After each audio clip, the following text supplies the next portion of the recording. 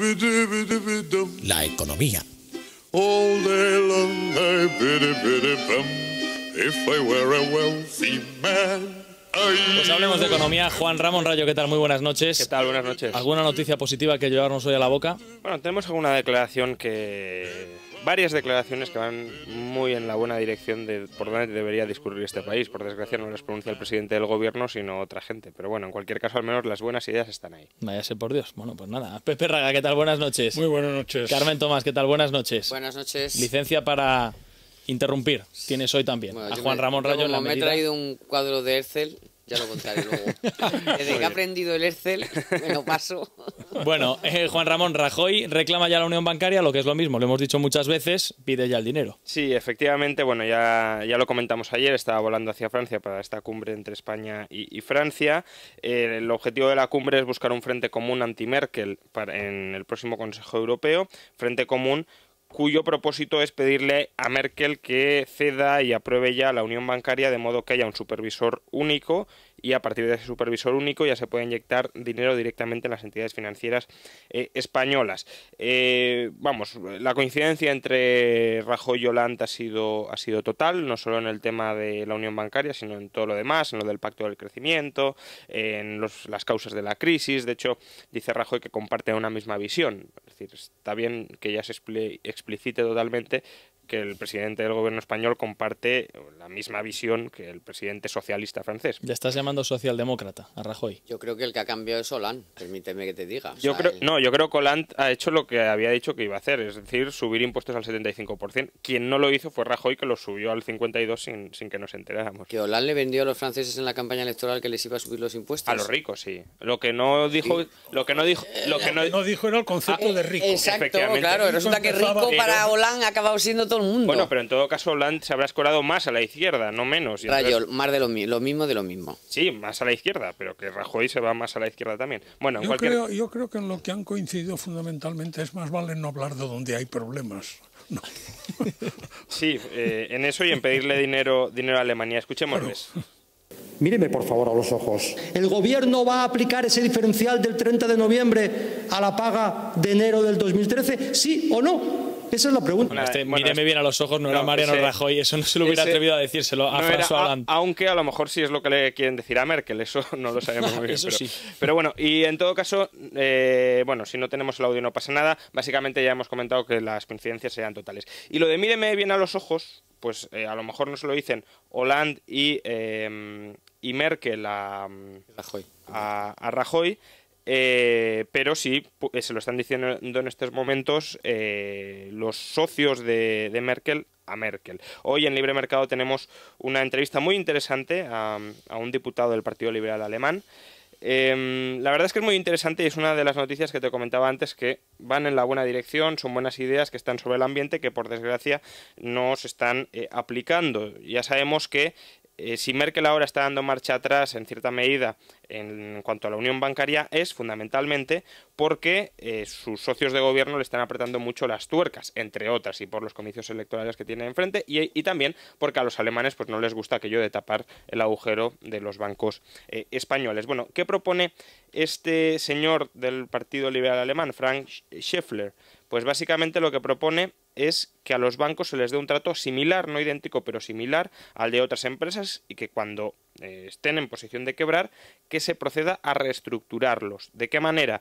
Pues de una manera que algunos, entre los que me incluyo, pues hemos tratado de promover y de impulsar y de defender como la más razonable, que es lo que se conoce como bail-in. En lugar de un bail-out, que es un rescate a costa del contribuyente, un bail-in, que es un rescate a costa del acreedor. De manera que, ¿qué se hace? Pues que a los acreedores, en lugar de garantizarles el cobro del 100% de su dinero a costa del erario público, es decir, a costa de los contribuyentes, se les paga parte de sus créditos en acciones. De modo que con esta simple acción se puede recapitalizar a los bancos sin que el contribuyente inyecte un solo euro. Y eso lo ha dicho en Alemania cuando el Commerzbank y todos estos necesitaron dinero. Sí, pero es que tengamos en cuenta que los principales perjudicados de un bail-in serían los bancos alemanes. Por tanto, yo sí creo que tiene bastante coraje esta declaración, por cuanto tengamos en cuenta que... Sí, pero de aquí al futuro, o sea, ya lo que hemos hecho nosotros, no, esto es para otros. Nosotros... No, pero los si es que se les obliga a los acreedores a comerse las acciones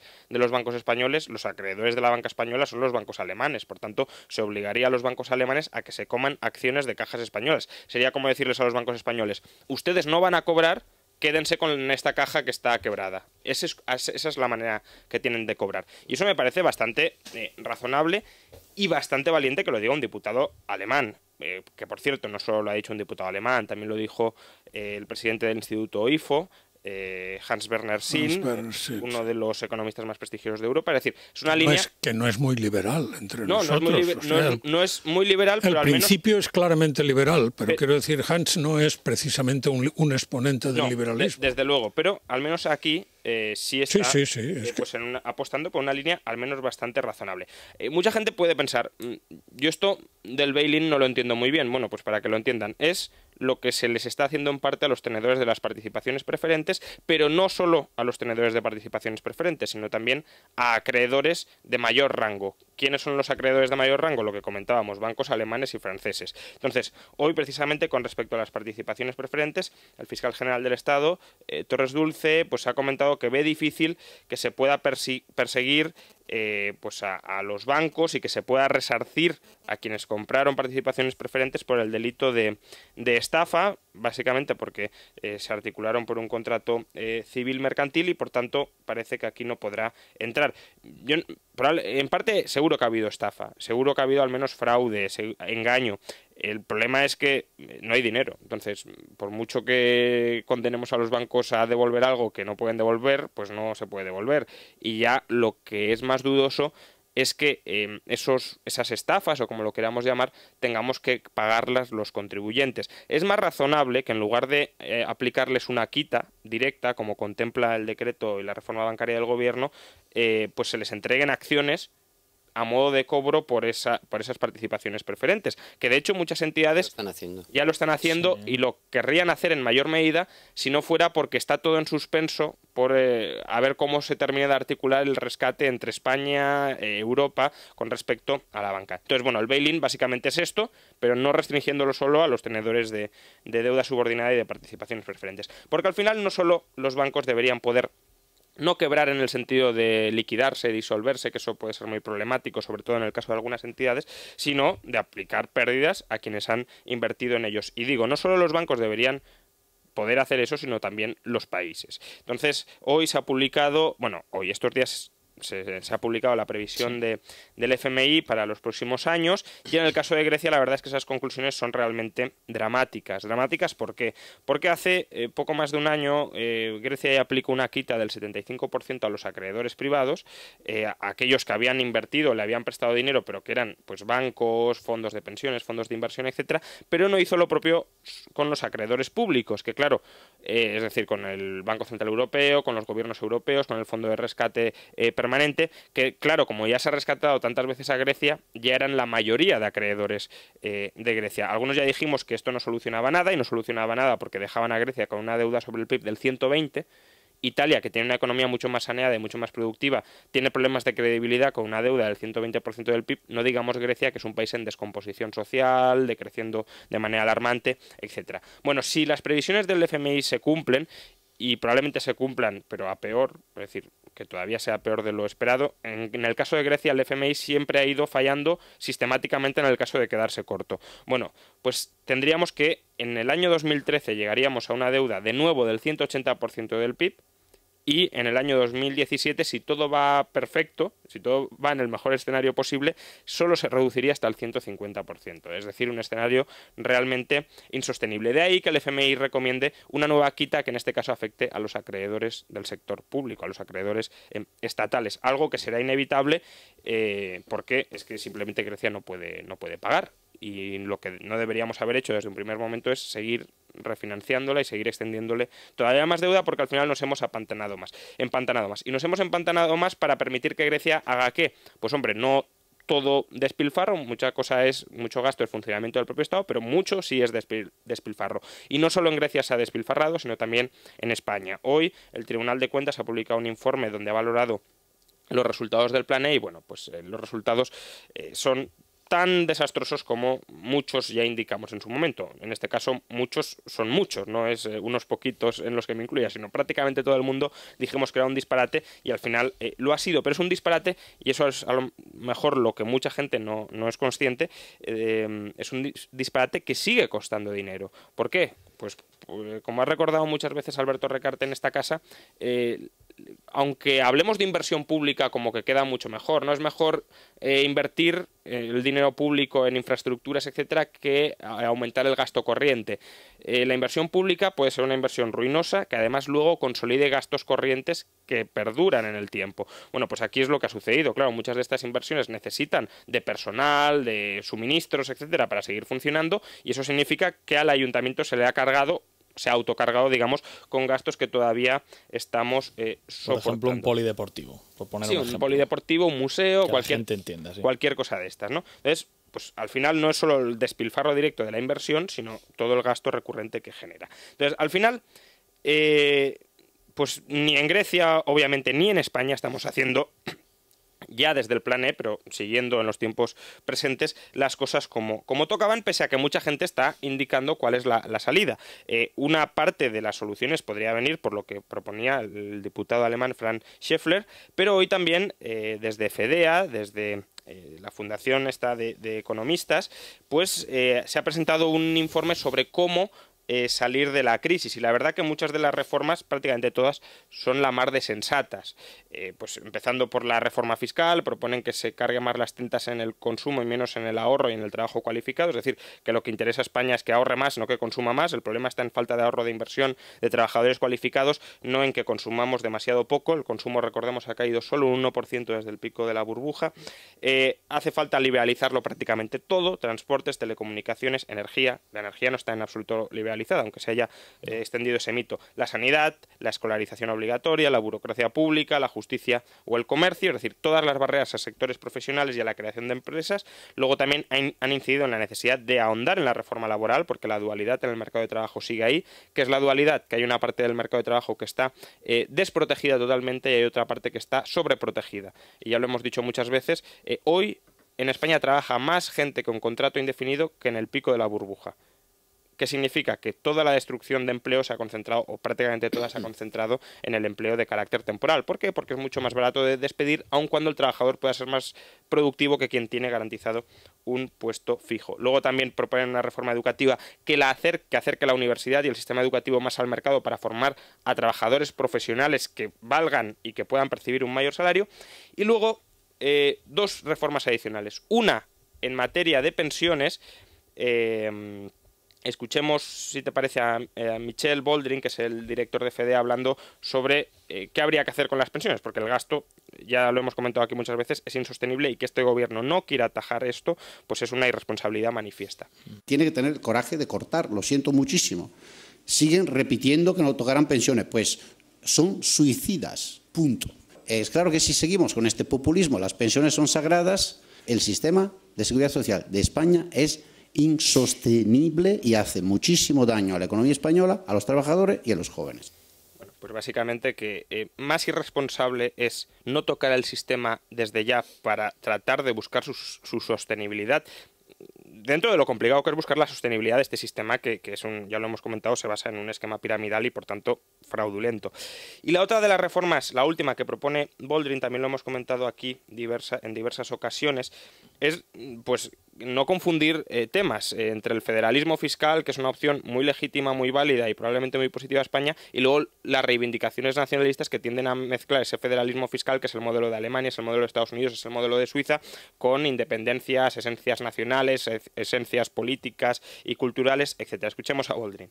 El sistema de financiación autonómica no funciona porque crea incentivos distorsionados y absolutamente dañinos. Este país necesita federalismo fiscal, guste o no guste. Y hay que quitarle de encima todos los aspectos ideológicos y nacionalistas, independencia y bla, bla, bla, que se le pone encima. Es una cuestión casi técnica. Bueno, pues lo que hemos dicho aquí en muchas ocasiones, tanto en el tema de las pensiones como en el tema del modelo fiscal de este país, que ya sabemos es desastroso porque centraliza ingresos y descentraliza gastos, con lo cual el incentivo perverso es a despilfarrar sin mirar a quién le estás quitando el dinero. Bueno, pues Juan Ramón, me la dejas votando para una noticia que hemos conocido también esta tarde, que nos ha contado en el transcurso del informativo, eso de las 8:20, nuestra corresponsal comunitaria Macarena Lora. Hay un informe de Bruselas que se ha hecho público esta tarde que dice que la fragmentación autonómica amenaza a las empresas en España, y hemos hablado en muchas ocasiones de la enorme cantidad de trabas, como consecuencia de normativas, directivas, leyes, etcétera, etcétera, que tienen que superar las empresas. Yo ponía un ejemplo durante el informativo, porque lo vi en televisión hace relativamente poco tiempo, como consecuencia de la instalación de Eurovegas aquí en Madrid, una empresa de máquinas tragaperras que tiene que elaborar 17 modelos distintos de máquinas tragaperras para cada una de las 17 autonomías que hay en España, porque los botes mínimos y máximos, etcétera, etcétera, que se pueden dar en esas máquinas son diferentes en cada una de las autonomías. Así que, si este es solo un ejemplo, y yo tampoco estoy al tanto ni al corriente de cómo es la realidad de todos los empresarios en España que operan en todo el país, me imagino que las trabas burocráticas que deben encontrar y para desarrollar su actividad deben ser enormes. Y esto es una de las cosas que dicen desde Bruselas que hay que cambiar ya. A mí me consta que Legaz está, secretario de Estado de Comercio, se reúne con todas las autonomías y están en ello. O sea, están en que hay que acabar con todo eso, igual que con el tema de los horarios, con el tema de más libertad en un montón de sectores a los que se refiere FEDEA, aunque no lo hayamos oído, pero vamos, a todos los sectores, incluso profesionales. Cuando hablamos de profesionales, hablamos hasta de las farmacias y de, en fin, de todo lo que se pueda liberalizar. Y a mí me consta que están en eso. Ahora, no sé el momento preciso hoy, no sé cuál es el del acuerdo, pero vamos, que se han reunido todos los consejeros y se ha reunido con todos los consejeros y están en eso, porque es que es una obviedad. O sea, y eso yo creo que además Jaime García Legaz lo tiene súper bueno. No se ha hecho hasta ahora, pero yo te digo que Jaime García Legaz está en eso, porque su mente es de estar en eso. O sea, lo tiene muy claro. Para eso es secretario de Estado de Comercio, vamos. Lo tiene clarísimo y es ahí a donde se va. Yo no tengo ganas de polemizar más con Rayo sobre lo de los alemanes, pero a mí que el diputado diga eso me parece muy bien. Ahora, que eso no se va a llevar a cabo hasta que Alemania no cobre, como es lógico, hasta la última peseta que ha puesto. En España, desde luego. Hombre, si se llevara a cabo esto, lo cobrarían acciones, que es lo que propone. Punto. Sí, bueno, pues vendrían y nos comprarían, que vengan y nos compren, que España está en venta, pues que vengan y se lo cobren. Yo, sinceramente, o sea, Alemania ha hecho como otros países, mucho mejor que nosotros y mucho antes que nosotros, que es poner una pasta para sanear sus bancos, porque nada de que tampoco eran los mejores del planeta, es más, seguro que entonces estaban peor que los nuestros. Si nosotros hubiéramos hecho entonces una mínima cosa, o sea, con un decreto lo habíamos solucionado. Sin embargo, se ha ido pudriendo con el paso de los 4 o 5 años. Mientras que los alemanes dijeron, a ver, ¿cómo van? Yo necesito 10.000 millones. Toma, como esto es aquí, ni me da miedo, ni la gente se pone histérica, ni nada. La eficiencia de capital... Y luego usted me lo devuelve. Y ya está. Entonces, ¿qué es lo que ha hecho Estados Unidos? ¿Cuánto dinero ha puesto? Si me parece que en Europa se han puesto 500 o 600.000 millones de euros en los bancos. Si es que han quebrado en los británicos, los irlandeses, los alemanes. Aquí los únicos que éramos fenomenal y mirábamos para otro lado éramos los españoles. Bueno, y luego te dejo y luego ya hablo del eso que me he traído aquí el Estel, porque te voy a tener que decir otra vez que no tienes razón. A ver. Mi cuadro no dice eso. Dejadle a Pepe. Nosotros teníamos el sistema financiero más fuerte, envidiado por todo el mundo. El planeta. Bueno, la diferencia es que efectivamente Alemania tuvo que salvar a sus bancos, pero lo salvó Alemania, no el Banco Central Europeo. Yo creo que ahí es donde está el problema. Pero es que nosotros entonces, en vez de haber gastado el dinero en el Plave, en el cheque bebé y en el no sé qué, hubiéramos visto las necesidades de capital de ese momento, hubiéramos cerrado las cajas inviables y hubiéramos hecho un plan en serio, no estaríamos ahora como estamos. Pero eso no arrastraba votos al señor Zapatero. El señor Zapatero pensaba sacar votos del planeta. Bueno, claro, tampoco lo sacó, pero en fin, ahí estaba. La cuestión, digo, hay una diferencia de matiz importante. No es lo mismo que yo, Estado, salve a mis bancos, que eso me lo tengo que discutir en el Parlamento y a ver cuál es el resultado en las votaciones de las próximas elecciones, que yo tenga que ir al resto de Europa a decir, deme usted dinero para salvar a mis bancos. Planteamiento, ahí hay una diferencia importante. Pero a mí, yo voy a dejar el sistema financiero porque llevas un Excel que no sé de qué va, pero tú sabrás. Yo del FMI. Pero vuelvo al tema que estábamos tratando, el tema de las liberalizaciones y tal. El pecado de las autonomías, y de hecho el federalismo en España se discutió, cuando se crea el Estado de las autonomías se discute el modelo y sale Cataluña diciendo que hay un tema que hay que poner sobre la mesa, que es el hecho diferencial.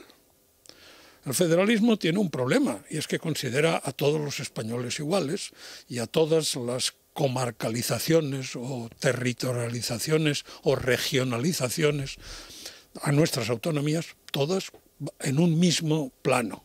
Esto Cataluña no lo aceptaba por supuesto el País Vasco, porque ellos ya estaban gozando de unos privilegios que no gozaba el resto de la nación, ni Navarra. La cosa era bien clara.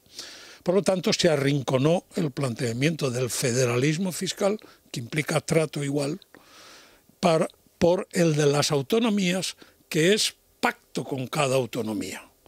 Entonces hay un marco de referencia, pero está el hecho diferencial que hay que reconocer.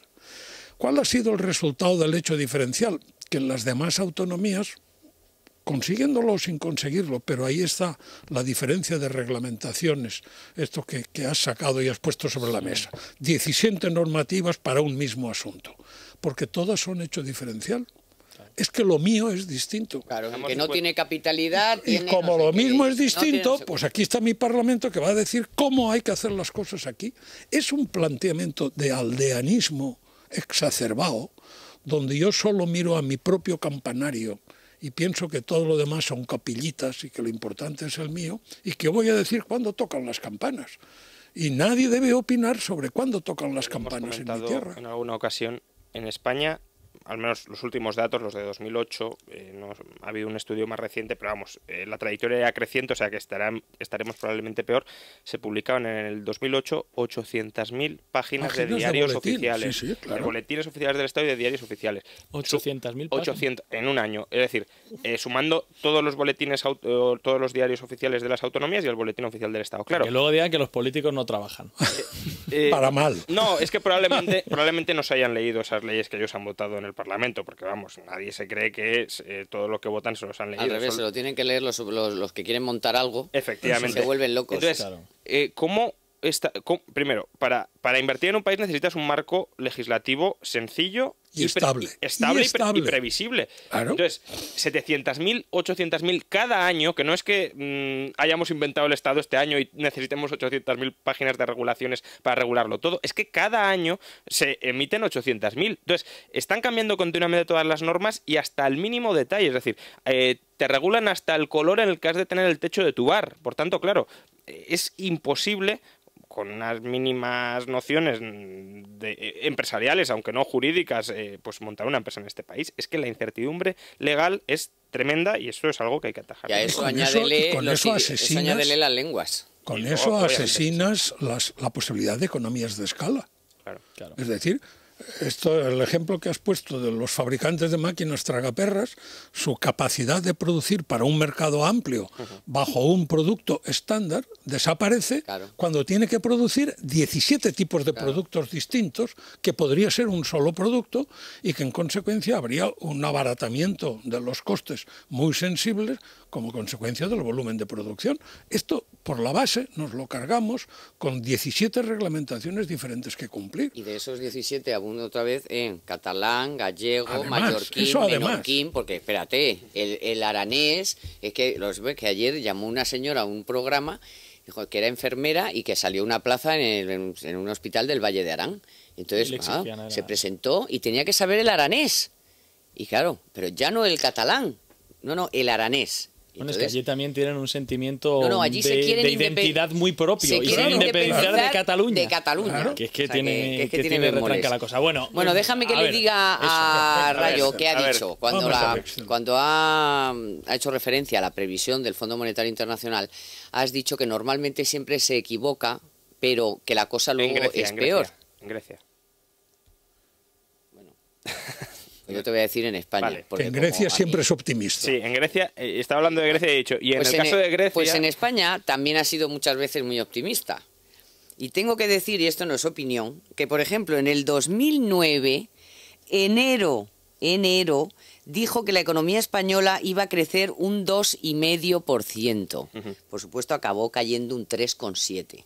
O sea, ese es el Fondo Monetario. Si es que hay que quitar el sueldo a todos. En el 2008 del 2,4, porque claro, va cambiando sobre la marcha y una vez igual se va para arriba, que se va para abajo, o sea, dices, pero vamos a ver, o sea, un criterio no hay. En el 2008 del 2,4, luego ya dijo el 1,4 y fue el 0,9. Pero es que más reciente, que el único que acertó fue el 2010, después de ir por todos los vericuetos, después de decir 8.000 cosas, acabó acertando. Pero en el 2011 igual, o sea, empezó en el 0,9, luego el 0,7, luego el 0,8, acabó en el 0,4, o sea, no da ni una, vamos, o sea. Sí, pero... Entonces, te quiero decir que también depende, vamos a ver, las previsiones, y tú lo sabes mejor que nadie, las previsiones depende de con los elementos con los que te manejes. Si tú te pones en un escenario como el que se ha puesto Weinman, por ejemplo, para decir eso, ha hecho hasta un escenario de caída del PIB español del 7% en 3 años. Bueno, o en 2 años, no me acuerdo ahora. Te quiero decir que, vamos a ver, escenarios te puedes poner donde quieras. Un escenario estresado. O sea, yo creo que aquí... Sí, pero estresado es que... Desde aquí... yo te digo lo que he repetido cada día. No me creo las previsiones de nadie, tampoco las del FMI. ¿Por qué? Porque el FMI se equivoca siempre. Lo que pasa es que con los datos que me has dado se ha equivocado siempre por demasiado optimista. Por tanto, cuidado. No, hay de todo. Pero en cualquier caso, hay de todo. Yo lo que he dicho es, no nos pongamos el objetivo de cumplir nuestro déficit a través de hacer previsiones que son tirando a optimistas. Es mejor asumir que las cosas van a ir mal para que, en caso de que luego vayan bien, cumples redobladamente. Si tu única oportunidad de cumplir el presupuesto es en uno de los mejores casos posibles, pues entonces estamos muy mal. Es como el estudiante, ya lo dijimos, que solo se estudia 2 temas de 10 esperando que caigan esos 2. Pues como no le caigan luego esos 2, la fastidia. Hombre, pero ¿por qué no te pones en que a lo mejor, aunque la previsión de ingresos esté más o menos ajustada, pues oye, puede ser, vamos a pensarlo así, a lo mejor los 100.000 empleos que van a desaparecer, como mínimo en el sector público el año que viene, empleos públicos, se supone que porque van a cerrar algunas empresas no está contemplado. Ya veremos. Si esa reducción del gasto, bueno, pero oye, es una posibilidad de hacer una previsión. No, sí, pero por ejemplo el otro día me comentaron, y eso puede que se repita en tantas otras instituciones, que, ¿recordáis el ERE de Televisión Valenciana? Sí. Pues siguen trabajando todos, pero por una razón, porque no hay dinero para pagar los despidos. Claro. Es que agárrate, porque si no hay dinero para pagar los despidos, esos 1.400 que creo que eran, o 1.200 y pico, que entraban en el bloque del ERE como rescisión laboral, pues siguen cobrando los sueldos y devengando derechos para el momento del despido, claro. Porque 6 meses más son 6 meses más. Dejadme que os comente una cosa sobre lo que decía Carmen. Yo tengo puesto en la redacción, aquí en la redacción de radio, en un hueco en el ordenador, ESADE elabora todos los años, la Universidad Ramon Llull, lo que es una diana con la desviación media de todos los que hacen previsiones todos los años, previsiones económicas de gran nivel. Las 2 que más se equivocan, con una desviación media de casi 2 puntos, son la OCDE y el Fondo Monetario Internacional. Las que más aciertan, y casi dan el centro de la diana, Intermoney y Funcas. Lo digo porque muchas veces colocamos, y sobre todo en estos últimos días, colocamos lo que dice el Fondo Monetario Internacional, decía Luis de Guindos, lo que dice el Fondo Monetario Internacional no está esculpido en bronce. Y probablemente en ese sentido sí que tenga razón, que se pueda desviar mucho por arriba, eso mucho estoy por de acuerdo. abajo. Yo, aunque Federico se metió mucho el otro día conmigo, yo le digo, porque él no, claro, él no hace eso, pero yo creo que nosotros, la gente más tirada que Federico, dices, vamos a ver, no me quiero gastar el año que viene, a ver, si yo quiero gastarme 100, yo me pongo siempre en un poco más para llegar a ese 100, claro. ¿no? Entonces, puede ser que se haya pasado un pelín de optimista con el 0,5, pero tampoco creo yo que muchísimo más. O sea, uno se tiene que poner un poco estresado. Pero bastante estresado. Bueno, depende. Yo he hablado también, yo también hablo con economistas, no solo con vosotros los de aquí. Entonces, hay gente que piensa que puede ser el 0,8, Recarte dice el 1, porque se han pasado un pelín, según él, en la inversión bruta de capital, no en otras cosas, sino justo en eso. Entonces, hay tantas variables que, bueno, pues podemos estar, pues este año, por ejemplo, y ya cuando Guindos dice que van a mejorar la previsión, es porque ya tiene el adelantado el de los próximos 6 meses, el famoso índice adelantado del ministerio que hace el ministerio, que te da 6 meses vista. Entonces, sí, pero que yo digo que es mejor asumir que vas a caer un 2, porque entonces ya ajustas ingresos y gastos a esa previsión. Aseguras, y luego si creces o si caes el 1, el 0,5 o incluso creces, es que ya vas a cumplir el déficit de manera holgada. Es que no tenemos que estar siempre a ver si cumplo, a ver si no, porque es que entonces estás siempre a 2 pasos de la suspensión. En caso, lo que está claro es que estos organismos internacionales, el Fondo Monetario, por ejemplo, no sabe lo que va a hacer el gobierno en los próximos meses. O sea, quiere decir, si el gobierno hace eso, tendrá algo en la cartera para decir... sobre todo que a Lagarde le parece fenomenal todo lo que ha hecho Rajoy. O sea, todo lo que ha hecho España es estupendo. Todo está en la línea, todo está en el que Lagarde camino. viene del socialismo francés también. Sí, pero bueno, a mí me da igual, lo diga usted, pues si viene usted del socialismo, diga lo que le parece. Si dice eso será porque ella lo piensa, sí, digo yo, ella como habrá bastante organismo. coincidencia de visiones. Pero eso, a mí esos discursos me producen tal escándalo que trato de olvidarlos inmediatamente. Porque hacen el discurso hoy, vuelven a Washington la señora Lagarde y dice, España no tiene solución. Tengo el dinero preparado, ¿no? Ahora, tengo el dinero preparado. Esto de las previsiones, efectivamente, hay que tomárselo muy a beneficio de inventario. Tú veo que te has aficionado a lo del Excel, yo te sugiero, porque a mí me produce verdadero enfado. Los que trabajamos a diario en estos temas, y sobre todo pues para la construcción de nuestras publicaciones y conferencias, entra tú, por ejemplo, en alguien que suele acabar sacando medias, que es Eurostat, sobre hechos ciertos, ojo, y te coges los últimos 10 años del Producto Interior Bruto, que es de los más fiables. Y entonces tú te coges 4 países, 5 países, y te pones los datos que hoy da de los últimos 10 años Eurostat. Y te esperas dentro de 3 meses, vuelves a entrar otra vez en Eurostat, Producto Interior Bruto, y los mismos países. Y los datos de los últimos 10 años, al menos de los últimos 5, te los modifica. Ya no son los mismos. Y tú dices, pero si estamos hablando de hace 5 años, ¿cómo me los modifica usted? Sí, señor. Y te los modifica. A mí tener que corregir las tablas de Excel. Pero que a Eurostat también le bailan los datos. Bueno, pero sí. Pero sí, pero sí. Y en algunos casos, en algunos casos, Inglaterra, por ejemplo, suele estar muy bien. O sea, suele mantener los datos. O sea, Eurostat, los datos del Reino Unido, se suelen mantener. Se modifica a lo mejor el del último año, pero los demás permanecen constantes. Ahora, España bastante bien también, por cierto. ¿Ah, sí? Pues sí. El déficit de 2011 lo hemos colocado hace nada.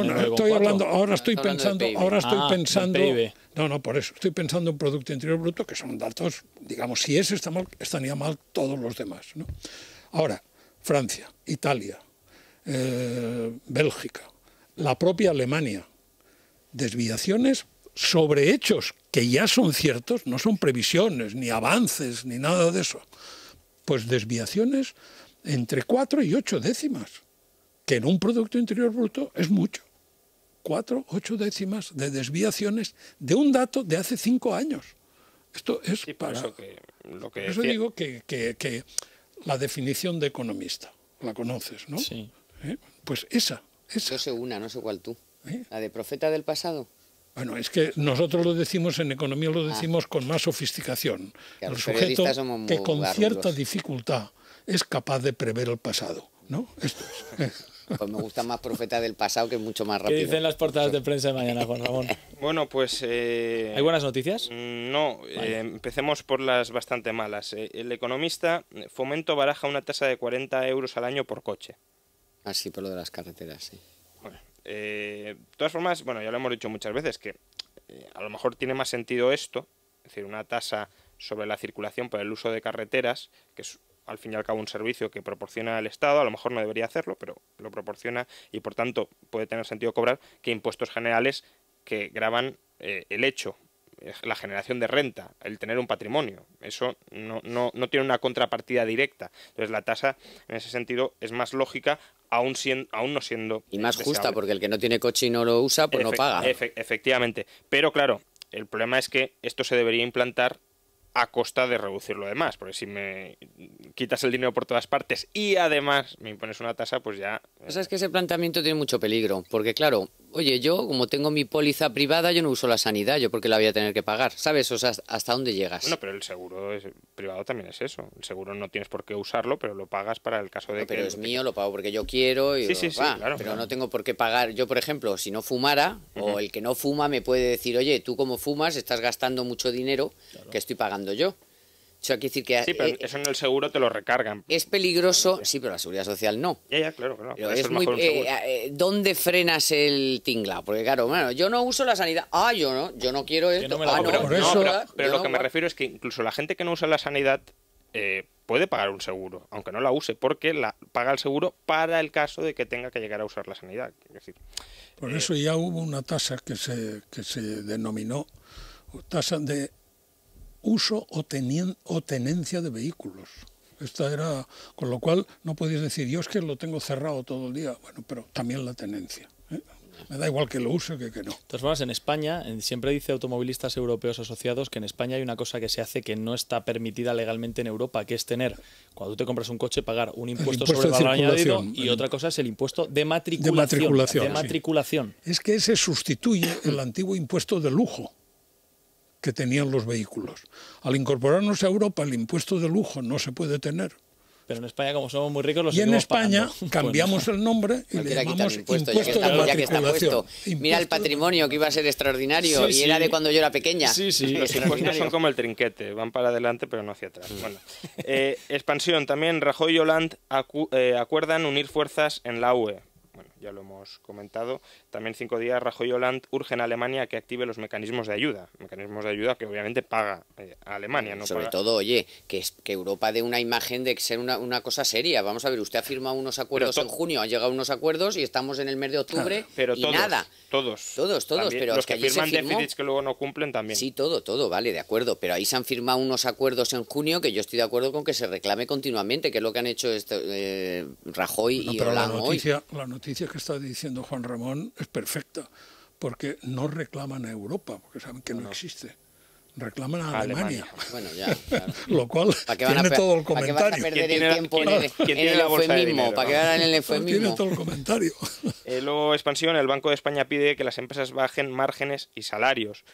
Bueno, esto de que bajen márgenes... Eso es una idiotez. Las empresas se deberían hinchar a ganar dinero para que viniese todo el capital a España e invirtiera. Es decir, yo eso no lo entiendo. Es que cuando lo he leído esta tarde no me he parado, pero no he terminado de entenderlo. Eso es cero en economía. Cero en economía. Linde es Linde. ¿Pero para qué vas a bajar? ¿O es que ahora nos vamos a sorprender? Bueno, de los orígenes, antes has dicho tú lo que era Lagarde.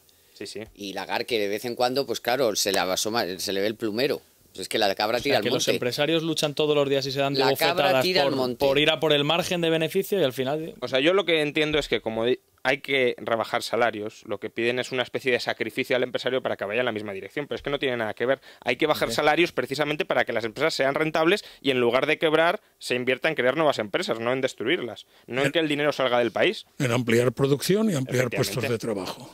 Pero es que es curioso porque ese discurso da la imagen o da el mensaje de que los beneficios son un dato en la empresa. Es decir, la empresa se monta hoy y dice, bueno, yo voy a ganar tanto. Y el mercado, por arte de birloque, se ajusta a esas pretensiones del empresario. El beneficio es una resultante, no es un dato de partida.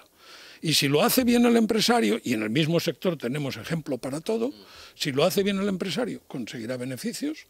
Y si lo hace mal el empresario en el mismo sector, tendrá pérdidas y acabará cerrando. Tengamos en cuenta que los beneficios desde el año 2007 han caído, si no recuerdo mal, en torno a un 70%. Pero es que no hay más que ver los cierres. El gasto en salarios, un 5%. Claro, porque si te va cayendo el valor añadido bruto y el salario no te cae en la misma proporción, el beneficio cada vez es más estrecho, se cierran y no se crean nuevas empresas. Yo creo que el INDE nos va a dar días de gloria. Sí. Bueno, algunas cosas que ha dicho hasta ahora han estado muy bien. Se me está pasando el reloj y nunca habíamos llegado tan lejos en la tertulia económica. Son y 48 ya. Es la sangre, la sangre. No más remedio que despediros, claro que sí. Claro. O sea, mira, así que nada. Clink o nada. Sí. Juan Ramón, hasta mañana las noticias. Adiós. ¿Un minuto? Pepe, un abrazo, muchas gracias. Un abrazo, muchas gracias. Carmen, hasta luego, adiós. Una pausa brevísima y hablamos de cultura hasta ahora. Es la noche de César, con Juan Pablo Polvorón.